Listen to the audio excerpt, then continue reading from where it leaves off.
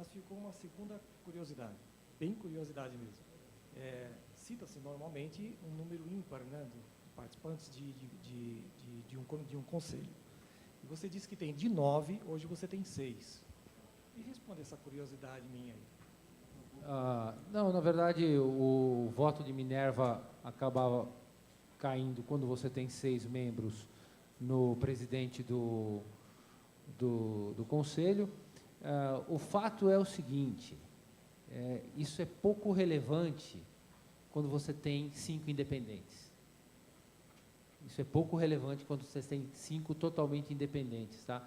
Porque o presidente da companhia, a gente não pode classificá-lo como totalmente independente. Então, hoje você tem 5 totalmente independentes. O fato é que nós temos 3 cadeiras em aberto, nós estamos buscando mais,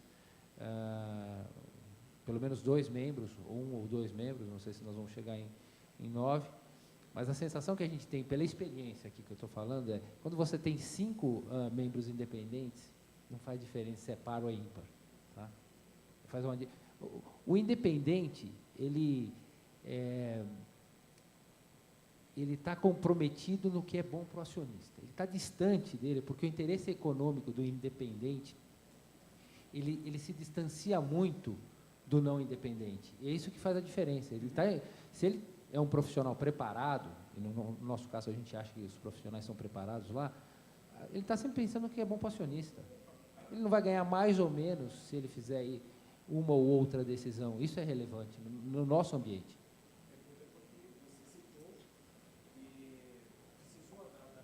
CEO, por questão de conhecimento, né? E se esses 5 que não têm esse conhecimento poderiam ter esse voto tão forte, né? Não, são pessoas preparadas, né? Não temos pessoas júniores no nosso conselho, são pessoas preparadas e que conhecem a companhia há algum tempo. Agora, como o Marcelo falou, a realidade do negócio, ela precisa, às vezes, tem que ser levada ao board de uma maneira diferente do que o relacionamento executivo-board. Então, tendo a possibilidade de compartilhar com o CEO da companhia, ao mesmo tempo que ele é um membro do board, as questões mais, eventualmente, não certo ou errado, mas mais duvidosas, é a razão dele estar lá. Que, eventualmente, você poderia até falar, mas isso dá para compartilhar com o CEO? Acho que até dá. Mas no sentido de estar mais próximo da companhia e levar isso para o ambiente do board de uma maneira, talvez, quase que menos formal até, às vezes, né? Porque o board se reúne à medida que eles querem se reunir, né? Isso não é uma agenda, é do board. E o presidente da companhia estando na agenda do board, ele acho que pode contribuir. Mas no caso dos membros serem ímpar ou par, hoje, pelo fato da independência, eu acho que não é relevante. Obrigado. Eu acho que é uma mistura da independência também com o teu grau de avanço de prática de governança, né? Uma mistura das duas coisas. O mesmo não se aplicaria se a empresa tivesse, como o Caio estava explicando aqui, em níveis iniciais de governança, não tivesse tanta ferramenta quanto você já implantou, né? O mesmo raciocínio não se aplicaria. Eu queria aproveitar a questão dele, a tua resposta, para te perguntar o seguinte: à luz do fato que disse, e eu penso que seja verdadeiro, que o mercado de capitais brasileiro, particularmente nos últimos 10 anos, para colocar um número mais recente, pode ser equiparado aos mercados mais avançados do mundo, como é que você pessoalmente, como ativista da governança, e a Gafisa se sentiram com a rejeição pelo mercado de capitais brasileiro das 3 medidas que você apontou aqui no teu quadro? E particularmente essa do aumento do número de conselheiros independentes. Que explicação você tem particularmente sobre isso? Quer dizer, por que gente que se diz progressiva, renovadora, membro de novo mercado, na hora de votar um item como esse, apertou ou não? Eduardo, é difícil entender. A gente votou de uma maneira muito simples. Para nós, esse processo não vem, embora são poucos anos convivendo com isso, desde o início que a gente listou a companhia, a gente já nasceu assim, com essa cabeça, né? Ela só foi sendo aprimorada na medida que a gente foi aprendendo o fato de ter levado a companhia para Nova York deu um outro salto, mas o fato de ter nascido desta maneira, estar assim, para nós foi muito natural levar esse voto, porque a gente já tem. O mercado, quando você fala com o mercado, com seus concorrentes, cada um tem uma peculiaridade. E às vezes são coisas que dá para entender até. Você imagina um item que eu posso discutir tranquilamente aqui, que foi votado contra. Comitê de auditoria.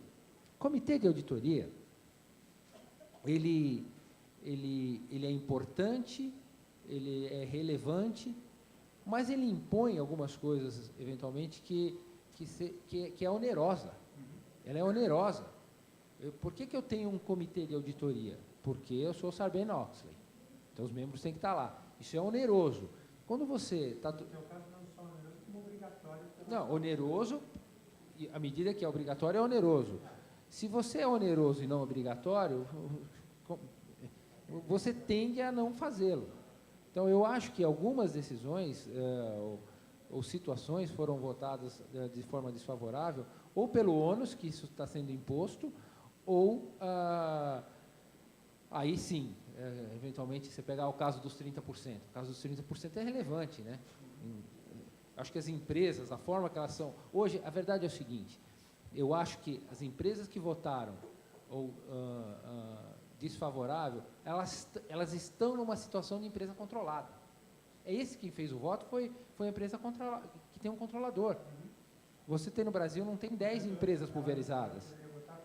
Então, ela estaria votando contra o controlador. Hoje, no Brasil, foi isso que aconteceu. Contra a forma como ela é controlada.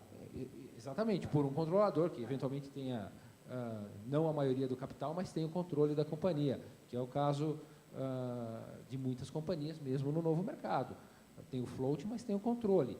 A outra questão do conselho independente é a mesma coisa e a da auditoria é a mesma coisa. Então, acho que o Brasil ainda está controlado. Nós não temos situações igual a nossa empresa, que tem 10 empresas.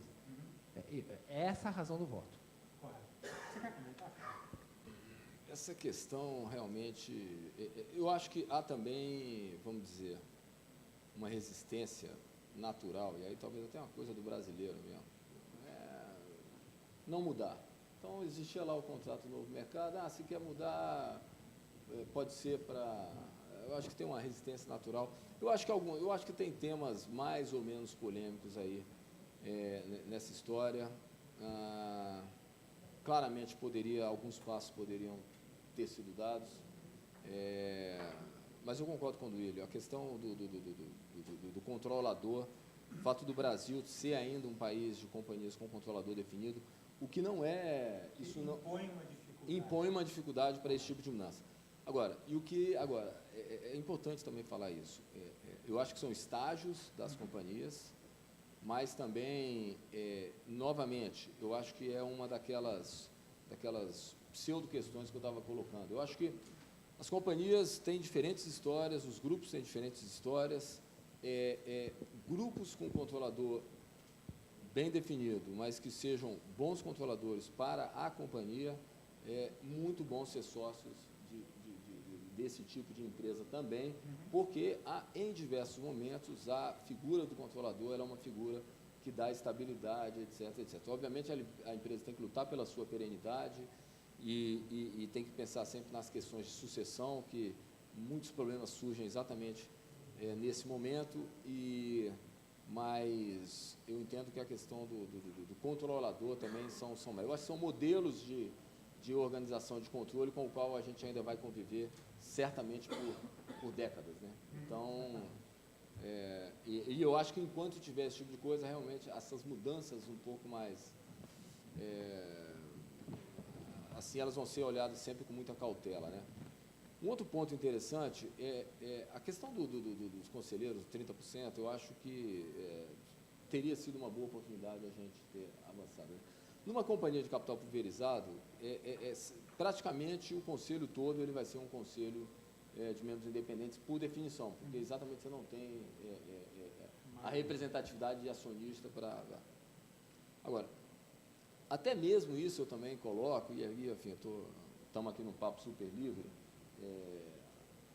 em determinadas situações, o conselheiro independente, ele também pode ter exatamente o que o Duílio levantou como o ponto positivo, e tem o ponto positivo, vamos dizer, da remuneração não estar diretamente vinculada à questão da ação, mas tem um ponto, o outro lado da moeda também, que é o conselheiro independente, ele tende a ser mais conservador nas suas decisões, porque ele não compartilha do benefício pelos riscos assumidos. Essa é uma questão estrutural também. Então, é por isso que, novamente, indo na linha do Eduardo, não há verdade absoluta nessa questão de que ter 30 é melhor do que ter 100. Tudo depende, então, novamente, de como estão organizadas as companhias, de qual é a composição do conselho, se tem ou não um acionista controlador, e que o foco decisório da companhia é criar valor para todos os acionistas. Eu acho que esse é o grande issue aí dessa questão de governança. Que pudesse representar também os minoritários. Eu venho percebendo que vocês estão falando sempre da direção, da empresa, etc. Estão falando de empresas que estão aí a mercado, e a gente tem também uma preocupação também de pulverização, não só das empresas no qual vocês estão citando, mas no mercado como um todo. Eu gostaria de saber se vocês combinam da ideia que deveríamos ter também representantes também dos minoritários também nas companhias. Vai lá, Marcelo, essa é mais teórica. Bom, eu vou falar, e aí eu gosto, essa resposta talvez o BNDES seja uma instituição apropriada para falar, porque nós somos sempre minoritários, nós nunca temos, caso contrário seria uma companhia estatal. E nós entendemos a nossa participação, em boa parte dos casos, como importante para o fortalecimento da estrutura de governança da companhia. Então, nós, do BNDES, somos inteiramente favoráveis à participação dos minoritários no board, né?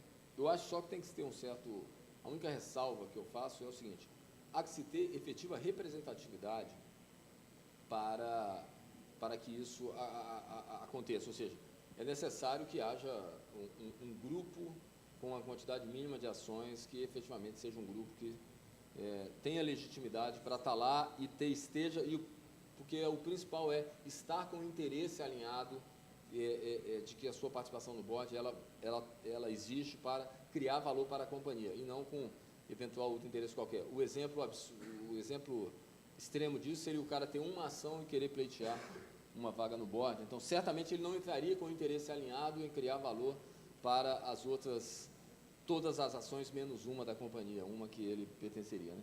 Isso a própria lei das SA já regula, né? Eu não vou entrar no mérito se é pouco ou se é muito, mas, enfim, está lá os critérios em que é garantido aos acionistas minoritários a representatividade no board.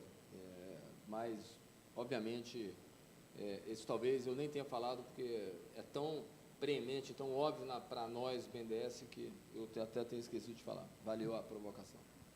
No nosso caso, a questão é muito mais da praticidade disso, porque quando eu olho a base de acionistas da companhia, você tem um conjunto a nossa base é praticamente toda institucional, e várias vezes nós já chegamos a perguntar para esses nossos acionistas, que hoje têm de 2% a 3% da companhia no máximo, se eles teriam interesse em participar.